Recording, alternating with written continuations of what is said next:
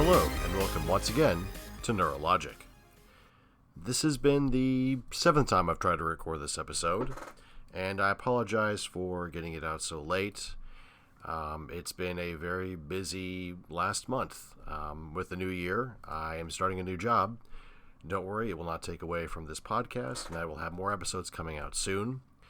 But it's kind of nice to have a new job. It's got some good challenges, but also some really good benefits, and hopefully that will lead to even better things in the future.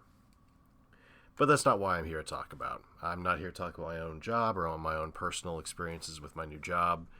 What I'm here to talk to you today about is the new year, and also a little about 2017. This episode, of course, as you probably saw, is entitled A Resolute Rant. So I'm going to try and just basically let it all out here. There's a lot to talk about that's been happening over the past, I would say, 4 to 6 weeks. And I think you should know about it. I'm going to kind of go over 2017 a little bit, though, at first. Last year was definitely a challenging year by anyone's standards, especially for those with disabilities. If you weren't familiar, the ACA and Medicare and Medicaid and pretty much any kind of health care for those with disabilities was under attack. And as of right now, some things did get cut, but not as bad as they could have been. So we tried very, very hard to make sure that didn't happen. And by we, I mean the disability community. Unfortunately, with the individual mandate gone, the ACA will be rendered much less effective, and ultimately may lead to further cuts in it, possibly even removing the marketplace, which was something that personally helped me when I was trying to find work and couldn't find a full-time position with benefits. I, as an autistic human being, was facing the prospect of underemployment, or at least employment without benefits, and the ACA helped me get health insurance when I needed it the most. So from personal experience, the ACA was a huge help. It wasn't perfect by any means, and it could definitely be improved, but it was so much better than what we didn't have before. Also in 2017, we did see a continuous rise in anti-vaxxers, people embracing cure-alls, fraudulent cures, and still quite a bit of discrimination. We saw a continued rise of shows and movies centered around autism, but not centered around autistic actors and autistic producers or autistic directors or even autistic workers in the entertainment industry. We didn't really see any of those. We just saw depictions of it on TV and in movies, and we weren't really included in those depictions. We were not included in the development process, and the writing process, and the production process, not even the acting process. And that gets really discouraging because you see people talk about this, that there's new shows and they're getting new seasons, and you're sitting there going, well, where's my people? Where's the other autistics? And they're not there. Also, with those shows, we saw continued perpetuation of autism being the straight white male disease. Instead of it being noted for the spectrum it is, instead of autism being noted for the fact that autistics are a huge, wide, global representation of the world. I mean, you have people who are LGBTQIA, you have women, men, and those who identify as a gender other than just the binary genders of male and female. You have people of all different backgrounds and races. And yet, when it comes time to sculpt a character for these shows, what is it always? A straight, white male. Every time. That gets really disappointing because it's not like we don't have people to choose from. We do. They exist. There's a variety of autistic women out there that you can pick from. There's a variety of autistic individuals who are not white. And there's a variety of autistic individuals who represent all of the shades of the LGBTQIA rainbow. So with that, why would you just pick the same thing that's been perpetuated for 60 to 70 years? I mean, I guess it's safe. No one's going to question, that the main character, who is a straight white male, is the autistic one. I mean, it's really easy to guess, I think. I'm not really sure. But what I do know is that it grew tiresome this last year. Very tiresome. And it's difficult to voice your concerns about such television and movie shows. Television shows and movies, without someone asking, well, isn't it good, though, that autism is being represented more in mainstream media? And that, of course, brings up questions about minstrel shows and accurate representation and perpetuating stereotypes and myths. So it's not necessarily easy. It's not necessarily a cut and dry approach. But what I do know is, no, it's not good.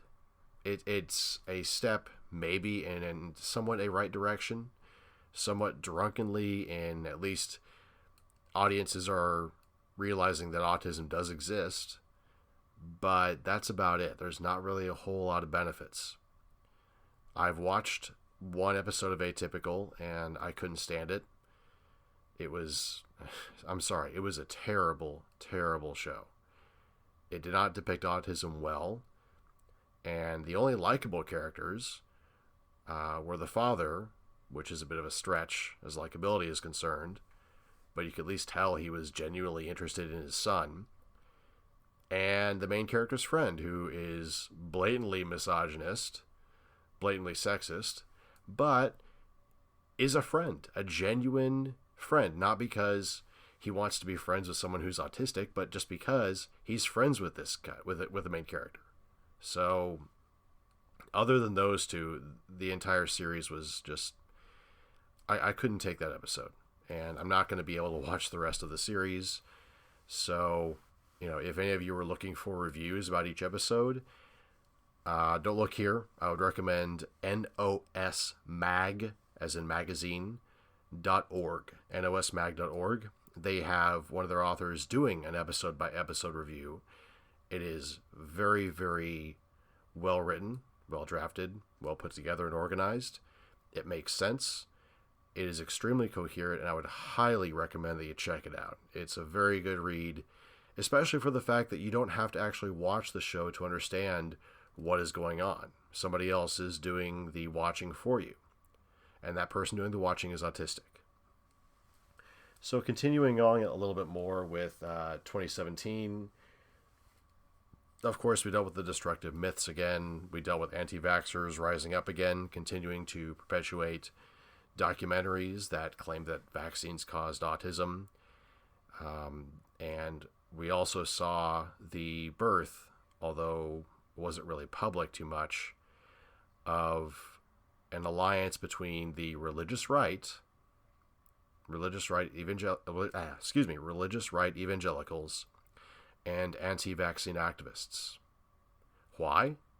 Well, because they both started to circle around the religious exemption that is seemingly cropping up across the country in the hands of anti-vaccine activists. Now, unlike a medical exemption, a religious exemption doesn't require as much work. You merely claim a religious exemption, you claim that it's against your faith, and you sign a couple of pieces of paper, and there's not much else that can be done. This grew a lot, and because the evangelicals are very, very much in support of such a thing, they were able to go hand in hand with anti-vaccine activists and start to form alliances and say, hey, we like religious exemptions too, for many things. And because the anti-vaccine activists want that exemption so that they can avoid any and all vaccines, then they've joined forces. And that happened in 2017, and we can see evidence of that right now in 2018. Unfortunately, it's actually quite disconcerting. We're seeing that happen recently with the, I think it's the Religious Freedom Division of Health and Human Services. If you check it out, Hhs.gov, you'll be able to find it relatively easily. And this was put in place by the current administration so that it would help strengthen religious exemptions and allow people who currently don't have one to utilize one for any and all medical treatment.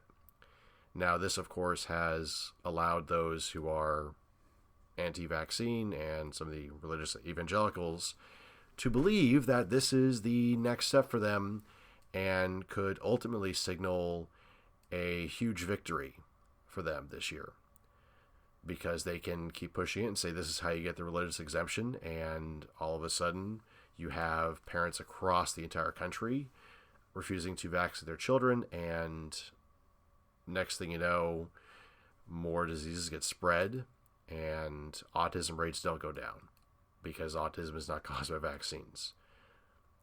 So this is, in 2017, this was something that basically started, and it's grown, and it will continue to grow this year, unfortunately.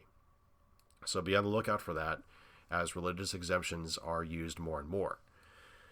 What else in 2017?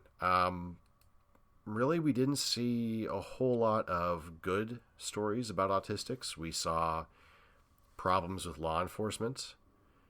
Who can forget that news story where the autistic young man was sitting in an intersection playing with a toy truck, and his personal care attendant found him and was trying to gently and civilly get him back to the group home where he lived. And the police were called because, of course, one man sitting in an intersection playing with a toy truck, as well as another one who is older, is just a huge threat. I mean, you got to watch out for people sitting in intersections. You never know what they're going to do. They could stop traffic.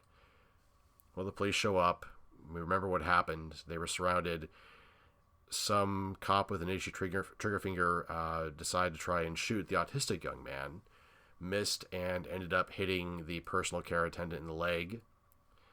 How I know it was for the autistic young man is because actually the police chief said so, that we weren't aiming for the personal care attendant, but we were aiming for the young man, specifically the young man's toy truck, because they thought it was a gun. There's been other instances where police have had very poor interactions with autistics, especially last year. Those who are stimming, those who do not operate in certain degrees of normalcy, it happens quite a bit. And the good news with this is that also 2017, we saw a huge rise in the number of programs designed to teach and educate police officers on how to communicate effectively and respectfully with autistic individuals. So hopefully this will lead to, in this year anyway, in 2018, to fewer instances of autistic individuals having problems with the police, and will also lead to better communication. Hopefully this will kind of ease relations a little bit, especially with police officers learning that they, need to adjust the way they communicate, be more accessible.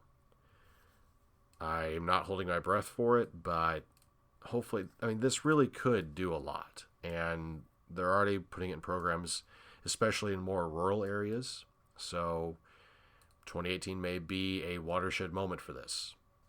Also, for this year, I have some kind of hopes and fears. Just kind of wanted to address those a little bit before I talked about some other news stories that are a little bit separate from the main topic of this rant. I actually saw that there is a campaign to allow for voluntary declaration of one's disability, specifically autism, on a driver's license. A young man in Texas put together a campaign for this and feels very strongly about this, has even said that it's a safety net because he can show someone it's on there and they will hopefully adjust the way they communicate. Because if they don't know, then how are they going to be aware they need to be responsible and adjust the way they communicate due to the person that's standing in front of them. And while I consider this to be well-intentioned, one can recall the quote about good intentions and the road to hell.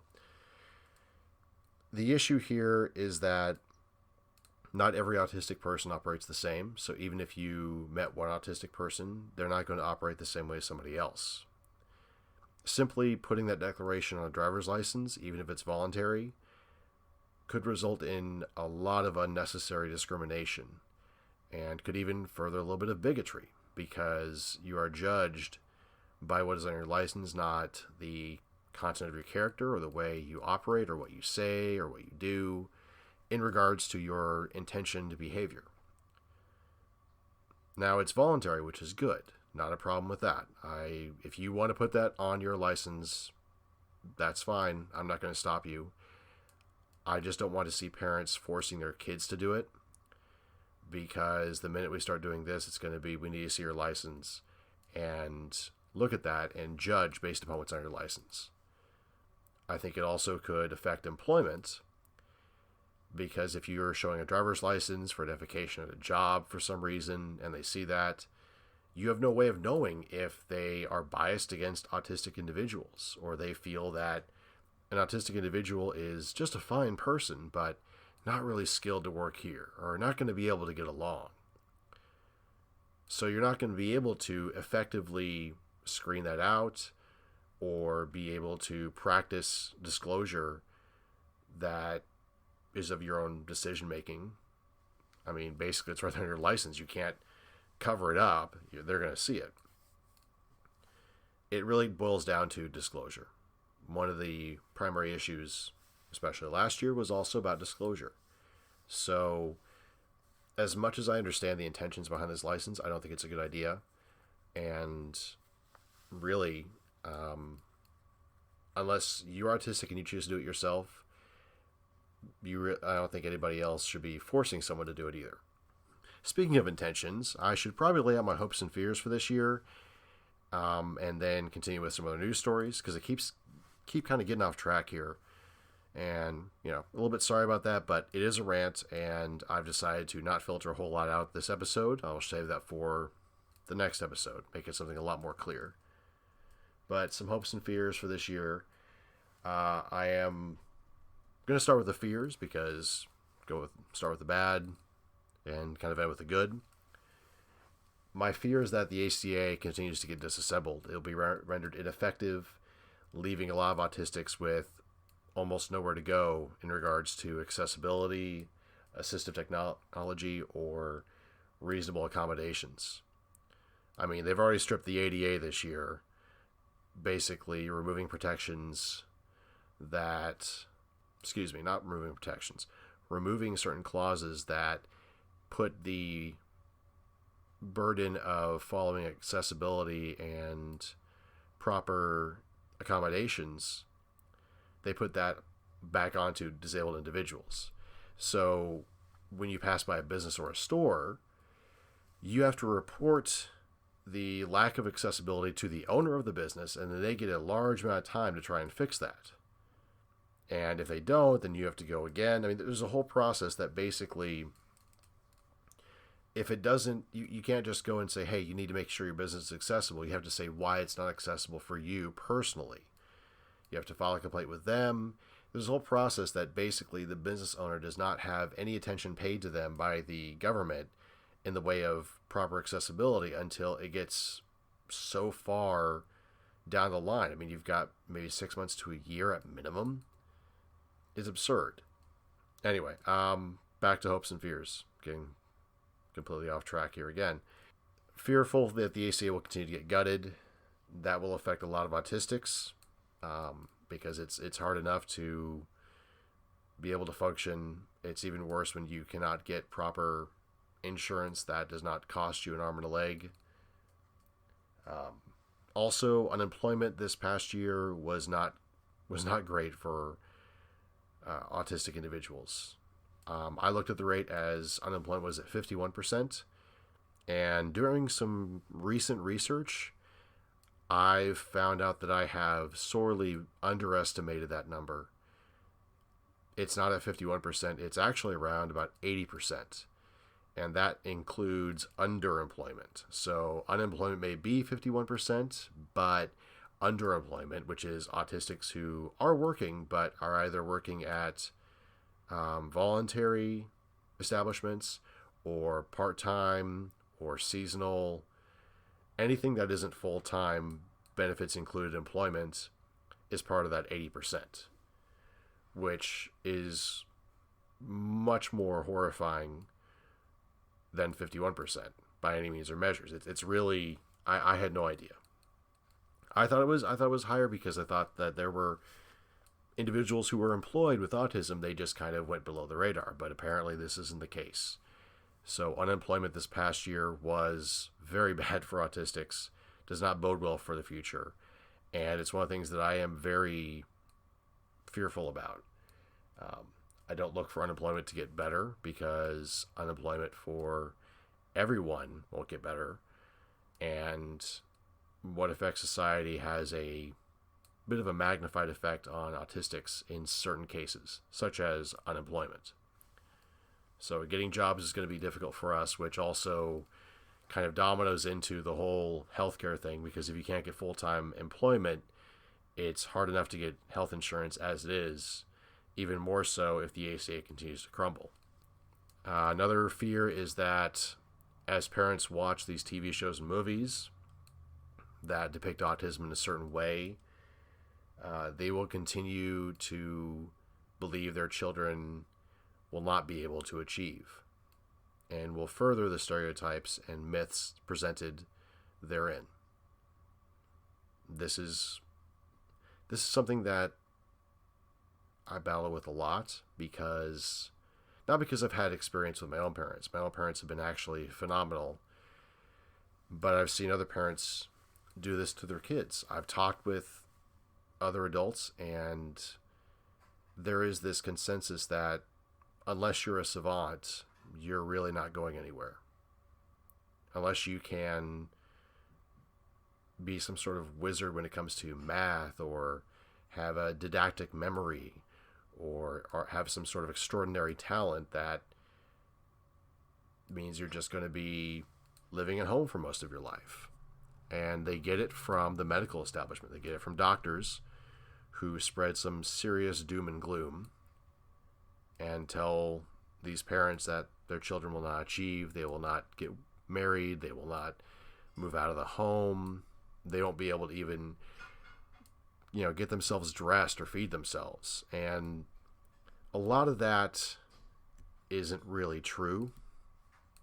Now, some autistics will not be able to ever live fully and completely independently, and I understand that. But at some point, we do grow up. And we may not live fully independently, but that doesn't mean there are times we can be on our own. That doesn't mean that we can't just have a personal care attendant for certain periods in our life. It doesn't mean that the life we have is dismal and not worth living, which is what is being pushed by a lot of anti-vaccine activists. So it is a fear, but I hope that will change. I hope that parents will not see it that way, but I see a lot of parents who are doing that, and it's quite sad. So another fear, this will be the last one, is that we continue to have TV shows and movies that will push the same old stereotypes and will keep us on the back foot in regards to neurodiversity and autistic advocacy for a few more decades. I mean, we're not really being allowed to participate in our own advocacy when it comes to mainstream media and society. It's only when we can be a token of some sort and presented to the public that we are allowed to be involved. And that hurts, because you're taken as a token rather than a legitimate part of these groups. Now, moving on to my hopes for 2018. I mean, we're already more than a month in, and there are some hopes that I have. So let's go with those, talk about some news stories, and we'll wrap it up for this episode. My hopes are that law enforcement will continue to improve interaction by educating itself and teaching itself how to properly communicate with autistic individuals. I've seen that grow last year, and as I said before, this does bring about a lot of hope, cautious optimism, but some hope for the future as far as police autistic interactions go. Also, I want to double back about the TV shows and movies and state that maybe this is the first step, and ultimately it will lead to more shows and movies being created and autistics being able to fully be a part of the process, with some of them even creating their own shows with a cast made up of entirely autistic individuals, or at least a majority of. A majority on the cast, a majority in the writer's room, a majority in the production department. These would all be great hopes and great dreams for 2018 to see come true. I'm not very optimistic about it, but I do recall how African Americans were treated and how minstrel shows were created, and the infamous and very racist blackface was used. But there has been a progression in media, and now we are seeing shows and movies that are led by African Americans, starring African Americans. So following their example, maybe that's the direction we're heading.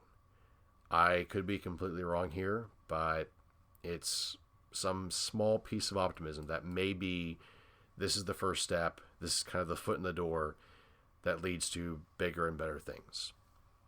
And I do have one more hope, and it also comes from personal experience, talking again about parents. In 2018, it would be really, really beautiful to see more parents connecting with actual autistics to learn and understand their own child and also the community that their child is a part of. Listening to our experiences, listening to our advice, accepting us as knowledgeable individuals would be fantastic. I think parents do have a lot to learn from us, more than they realize, and their children deserve to have autistic role models. Now, I understand that this is kind of flies in the face of what I talked about earlier, but I have met quite a few parents who see things in a similar way that I do, who want autistics involved in their child's life, who don't see autism as a death sentence or a disease or a problem that needs to be fixed. And working with them has been a very rewarding experience, even if it's just for a short time. I would like to continue that. I'd like to see that trend continue in 2018, hopefully expanding to other autistics. And with any luck, maybe instead of working against us, we can have the majority of parents working with us, standing by us as we advocate for ourselves and for a more neurodiverse future. Now that with that being said, let's go into some of the stories and let's talk about these, because there's just some stuff going on and really you should know. It's out there. We should talk about it. It's, there's some stories out here that we should talk about at least at some point. Here's one that I really want to talk about. Speaking of parents and stereotypes and myths about autism, let's talk about a big one. Specifically, that autism is an epidemic. No, it isn't. As much as you've been led to believe by scientists and professors and researchers and all these professionals surrounding autism, autism is not an epidemic. Rates are not rising due to autism proliferating among children. In fact, according to the LA Times and Reuters, autism rates are stabilizing. The rate of increase was so statistically insignificant that we are seeing a plateau in the rate of autism. So the 1 in 68 number is probably where we're going to end up ultimately in the future. Maybe higher, maybe lower, but not really by a whole lot. In fact, a lot of it's going to mirror the birth rate, the total birth rate in the world. This is some very interesting information because it confirms what I've been talking about for many years. I couldn't actually prove it because one person does not have the funds to be able to have research completed, to do the studies, and be able to, of course, work a full-time job and pay the bills. Just doesn't happen. So my theory, I would say 10, 12 years ago, ever since then and till now, was that we were not having a huge rise in autism rates due to genetics or outside forces or some unknown increase that was spreading. No. Why we were having an increase in autistic diagnoses was because we were actually doing a better job of diagnosing autistic individuals. As in, more people were getting a diagnosis because we weren't dismissing them as, well, you're a little off, but you're not that weird. You're not clinically weird. Oh yes, well, you do these things, well, you're not really autistic, you're just depressed, or you just have OCD. Or, no, you're a woman. Women don't have autism. This is unheard of. All these things we've had to deal with over 60 to 70 years. And it's just incredible how everyone seemed to kind of buy their own propaganda, so to speak. Eat their own dog food. Research was done, well, we're seeing rates increase. Yes, but are we diagnosing autism the same way? Well, no, not exactly. We're doing different types of behavioral observation. Well, wouldn't that change the rate? Well, a little bit, but not by much. Turns out it's actually by quite a bit, which is what I believed. My belief was autism was being diagnosed better. I mean, we're having middle-aged individuals diagnosed for the first time. I mean, if you're in your 50s and 60s and you get diagnosed, you don't wonder, wow, so now I have autism. I wonder what I'm going to do with the rest of my life. No, you wonder, why wasn't I diagnosed when I was a kid or in my teens? As discussed in previous episodes this past year, especially in Diagnosis and Disclosure episode 2, I had one of my friends come on who was recently diagnosed. And we're in our 30s. So when it comes to the rate of autism, it isn't really because we have a genetic or environmental cause. It's because we didn't know how to actually diagnose it correctly. So this article proves my point here. It proves what I've been saying is that the rate of autism is because we're actually better at detecting it. Rather than chemtrails or vaccines or nerds getting married and geeks having sex and having babies. These are all wonderfully flawed concepts to bring to the fore, but it's not the most logical or rational explanation. Keep in mind, sometimes the most plausible and correct explanation is the simplest one. We are simply doing a better job. Autism is more accepted than it used to be. Also, autistics are being locked up in institutions, at least not much anymore. There's maybe 1 or 2 in this country, but for the most part, we're not being locked up. And with more societal awareness of autism, we are seeing a better acceptance in some circumstances.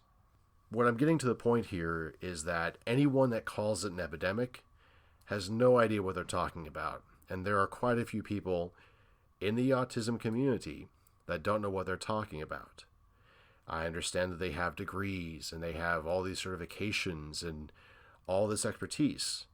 But at some point, you have to ask yourself, does that education, do those certifications, does the environment they surround themselves with perpetuate incorrect and flawed assumptions? Perhaps.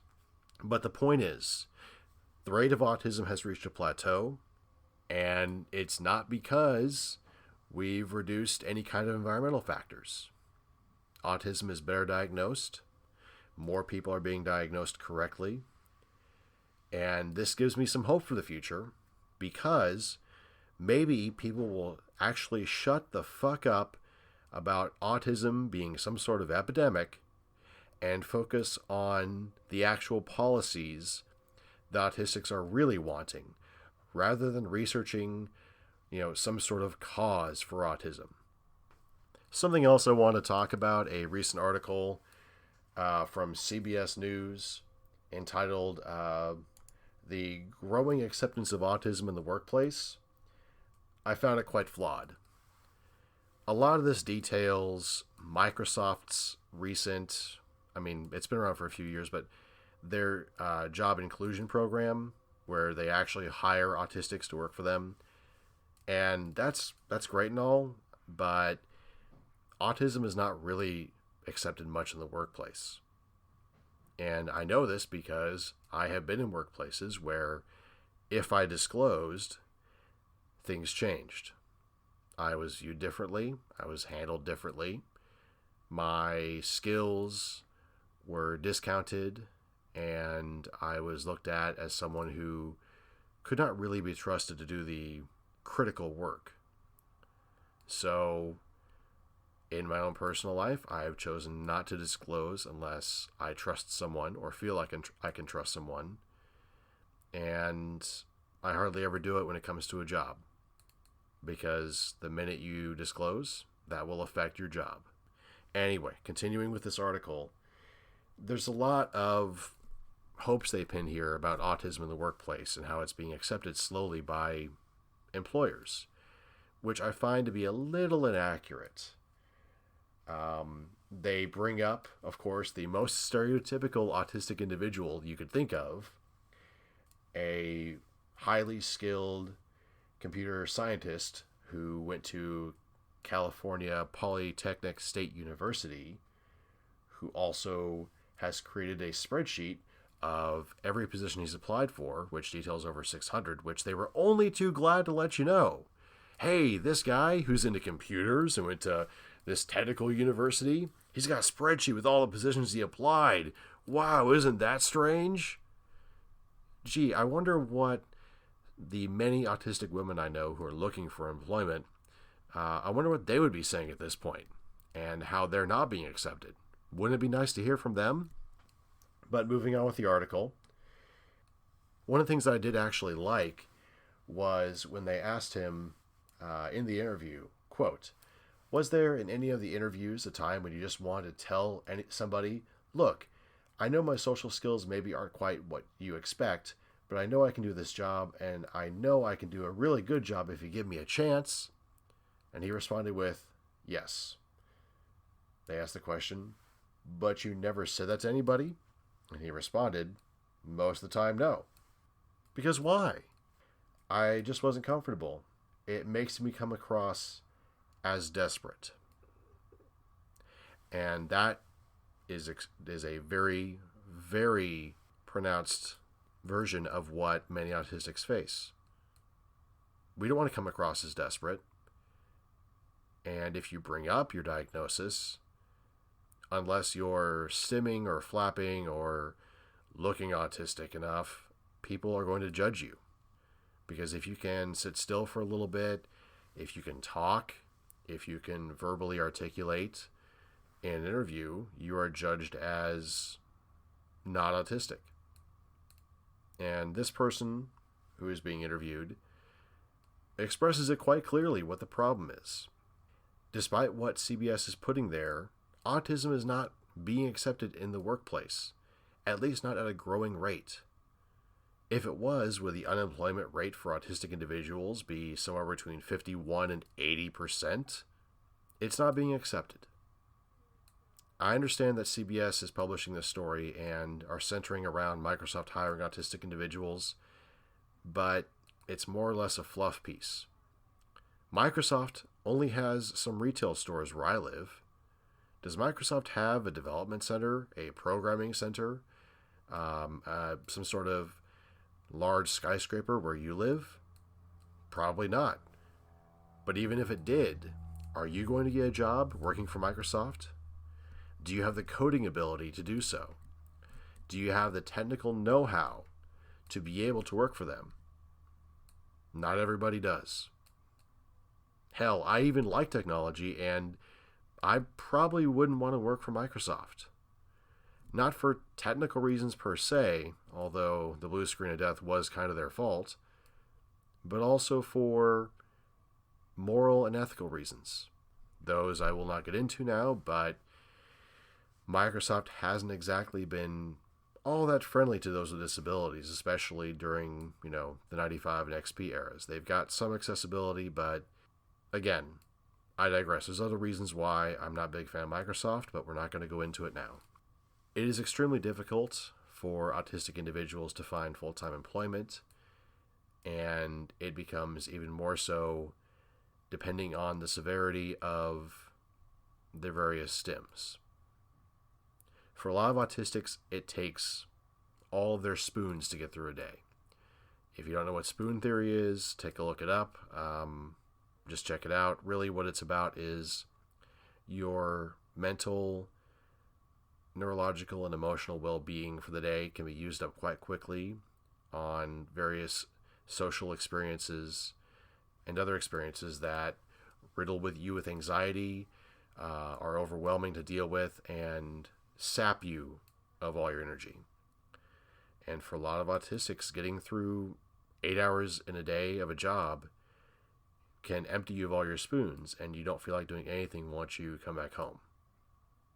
So it's not really that small of a wonder why we don't see a lot of autistics working in full-time employment.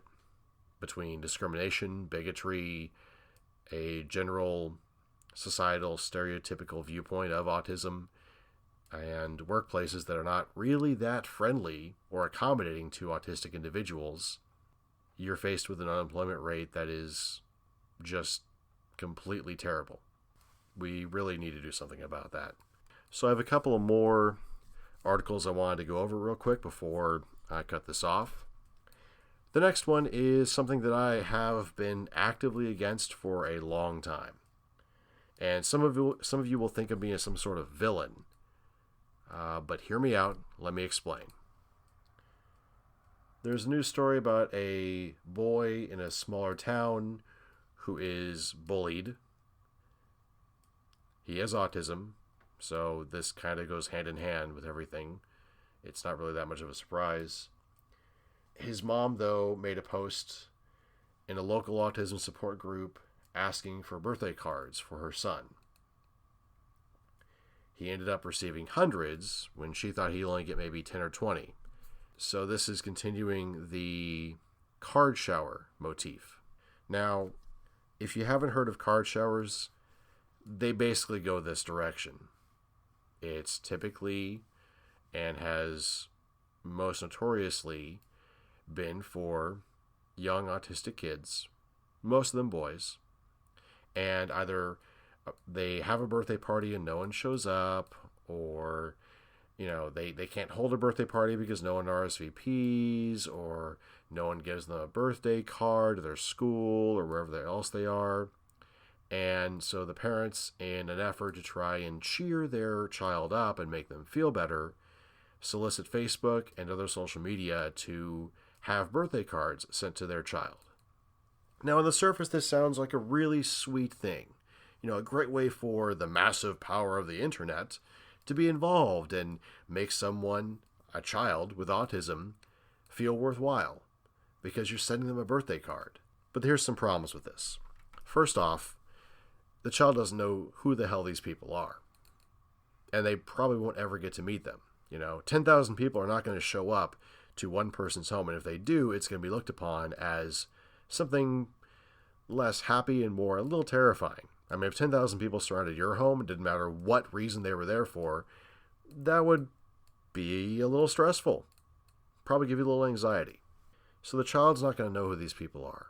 Second, unless you actually work with the child to understand why it was done at this particular birthday, that child is going to assume it's going to happen next year. And they will ask the question, where are all my cards? And this isn't because they're autistic, it's because they're a child. However, for many autistic children, structure is key.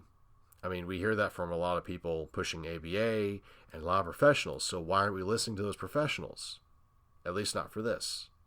It's because it makes the parents and the givers feel better about themselves. It really isn't about the kid. I know that doesn't make a whole lot of sense to some of you, but it's not about the kid. Because the kid's going to get a lot of his birthday cards, but they're not going to know the people giving them. They're not going to meet them. And they're not going to do the same thing next year. I mean, how many years do you do this? Maybe 1 year, maybe the next year, but then after a while, people start to get, okay, they're growing up. You know, we don't need to do a card show every year for, young Jimmy. But this seems to be a trend because everybody feels bad for the autistic kid. Nobody wants to explain to the autistic kid why nobody showed up for their birthday party, why nobody RSVP'd, why nobody got them a birthday card. Everybody seems to want to avoid that as much as possible in some sort of weird way to preserve happiness and innocence and joy. And yet for a lot of autistics, we just want to know. A lot of autistic kids may be upset and it may throw them off, but they want to know why. Because it will eat at them. They'll want to know why nobody showed up. Well, never mind that. Look at all the birthday cards you got. Yeah, it's not going to happen next year. Not everybody's going to get together and do all those birthday cards again. But it's a feel-good piece for the news. Because when you hear it, it's like, oh, that's nice. But nobody ever thinks of the consequences. Instead, why don't we explain to the autistic kid, while we do something nice for them, that the reason why people didn't RSVP is because of this. Or the reason why you didn't have anybody show up is because of this. Explain that sometimes people are not really so nice. That if you don't fit in socially within a certain degree, you are kind of vilified because people find that threatening for some weird reason. But instead of telling you and being direct, they merely send passive-aggressive signals or just passive signals where they don't show up for things, they avoid you, they keep you at arm's length. And instead of telling you and trying to assist you in understanding society and the societal norms and mores and taboos, they merely just avoid you. You're somebody else's problem. We don't teach these kids this. And some of them are too young, I understand. You can't teach a 4-year-old this because the 4-year-old was not going to be able to figure it out. But, a 12-year-old, an 11-year-old, yeah, we can teach them about this. They need to know. And I understand it's, but this is, they're so young. Well, they're going to grow up. They're going to be wanting to get jobs and, maybe even live on their own someday. Why don't we teach them what they need to know to live and survive? Not everybody has a birthday party. Especially once you're done with high school and college. Not everybody throws themselves a big old birthday party with traditional hats and cake and candles. Some people do very, very different birthdays. Some people will raise money for an organization. Others will go bungee jumping, Others will even maybe go drive a car on a fast racetrack. Or go see a movie that they've been wanting to see for a while. Maybe some will choose to spend it all by themselves. Eating a food they enjoy, a dessert they enjoy. Maybe watching a classic film that they loved as a kid. Maybe even reading a book they've been wanting to read for ages but never got around to because now they've got their birthday and now they've got the day for this. And maybe even some just want to go bowling. But we don't do this. We don't teach kids this because it's hard. It's hard when you look at the kid and they've got tears in their eyes and they're crying and they don't understand why. But it's at that moment that you need to be the most honest with that kid and say, look, not everybody's nice. People need you to be socially acceptable in order to include you because that's what they've been taught. And I hate to break it to you, but in this world, in this country, that's kind of what you have to do to survive. You're not really allowed to be yourself if it's within, or I should say outside of, a certain deviation. But this is also a good time to explain different subcultures, different parts of society that don't always fit with each other. These are things that autistics need to know, especially growing up, because this is a good way to help them learn all about life and how to live. The common sense that everybody talks about isn't entirely innate. It is taught. You learn. You understand that if you see a group of skinheads hanging out on a corner with all kinds of racist flags and propaganda and Nazi chants, that you shouldn't go over there and hang out with them. But these are things you must teach. Nobody grows up knowing that Nazis are bad. A 4-year-old's not going to tell you that until they have been shown that this is wrong. What they are perpetuating is wrong. So when it comes to card showers, and we're seeing it again recently, in the short term, it may make us all feel good. It may even make the receiver feel really good about him or herself or themselves. But we're not getting at the root of the problem. And once again, we're doing it and nobody's talking about the elephant in the room here. Or more simply, the problem here that we're not trying to discuss. But let's move on to something a lot more positive, something that's good. Many of you may realize that autism, like it or not, is constantly represented in fundraising campaigns by a puzzle piece. We see it with quite a few autism organizations that are led by non-autistic individuals, and especially by Autism Speaks, who has used it in perpetuity for everything. The only thing it's second to is their Light It Up Blue campaign, where they encourage people to use blue light bulbs, and they sell them all over the place. It's really, really good to see, and kind of surprising, really, to find out that there's an autism organization, specifically the Autism Journal, has decided to ban the puzzle piece. They've moved away from it, and they're not going to use it as their logo anymore. And this is great because the Autism Journal is a major research journal. With that, hopefully will influence other researchers across the globe, at least in this country maybe. But this is something that we've been fighting for a long time. Being represented by a puzzle piece doesn't really make one feel very good, because it's not a completed puzzle, and the puzzle piece itself is a symbol of something missing, that there's a puzzle that has to be solved. And when you're represented by it, you're not seen as a human being, but a puzzle, an enigma, a mystery that needs to be figured out and deduced and uncovered, when all you're really trying to do is just live your life and be a person. Maybe we'll see other organizations get rid of this. Maybe we'll see the puzzle piece socks and the puzzle piece lanyards and everything in a damn puzzle piece pattern hopefully go away. It's time. We need to move on from it. We need to stop treating autism in a puzzle piece fashion, because it does not condone healthy activity nor equal treatment. So this is great, and a bravo to Autism Journal to ditch the puzzle pieces. So finally, I don't have another story to talk about as of yet. I'm going to try and frame the next few episodes around one centered topic rather than just a rant. I know you all would appreciate it, especially in April. I have big things planned for April. Hopefully we're going to do more than just 2 episodes, and we're going to have a lot more guests.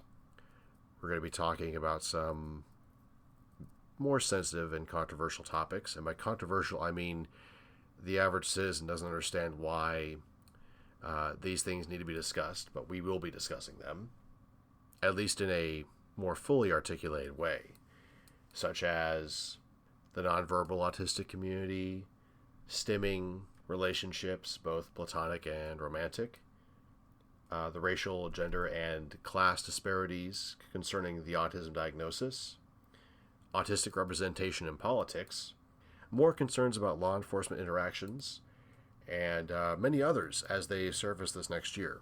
I don't think we'll have a shortage of topics to engage in, but if not, we can talk about those, and believe me, we have a lot of ground to cover. So to all of you who are listening, I want to thank you again for sticking with my podcast.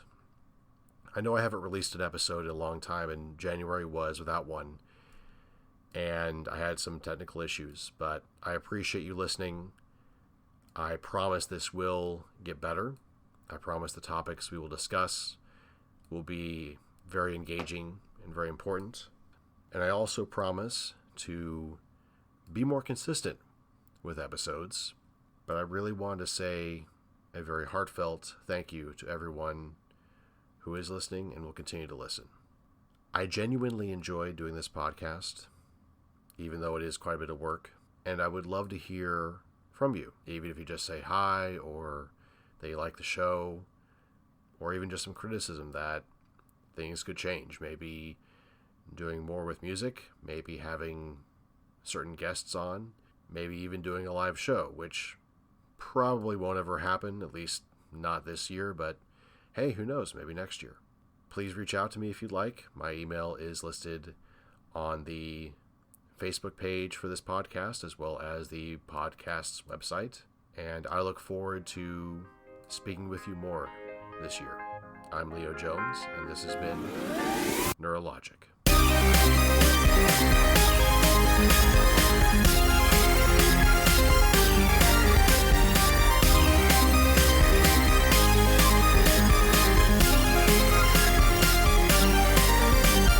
Neurologic is licensed under a Creative Commons Attribution Non-Commercial No Derivatives 4.0 International License. To view a copy of this license, visit creativecommons.org/licenses/by-nc-nd/4.0 or send the letter to Creative Commons, P.O. Box 1866, Mountain View, California 94042, USA. Neurologic uses the song Furious Freak, created by Kevin MacLeod, for its intro and outro music. Visit him at incompetech.com. Furious Freak is licensed under Creative Commons by Attribution 3.0 license, creativecommons.org/licenses/by/3.0. You can reach Leo Jones and Neurologic by email at neurologicpodcast@gmail.com.